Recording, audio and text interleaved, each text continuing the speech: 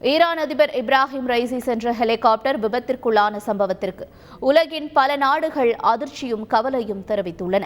Iran அதிபர் Ebrahim Raisi பத்திரமாக இருக்க இறைவனை வேண்டிக் கொள்வதாக அண்டை நாடான ஆர்மேனியா தெரிவித்துள்ளது. இதேபோல துருக்கி அதிபர், ஈராக் அதிபர், பாகிஸ்தான் பிரதமர், ஆப்கானிஸ்தானின் தாலிபான் அரசு, சவுதி அரேபியா, எகிப்து, லெபனான், ஜோர்டான், ஓமன் உள்ளிட்ட உலகின் பல நாடுகள் தங்களது கவலையை பகிர்ந்துள்ளன.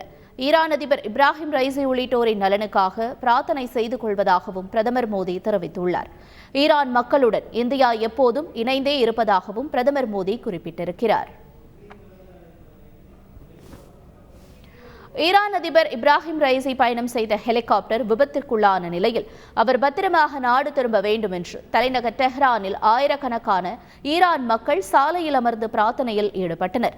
கவலையில் உள்ள அனைவரும் கண்ணீர் மல்க இறைவனிடம் வேண்டிக் கொண்டனர். செய்திகளை உடனுக்குடன் தெரிந்து கொள்ள உடனே சப்ஸ்கிரைப் பண்ணுங்க.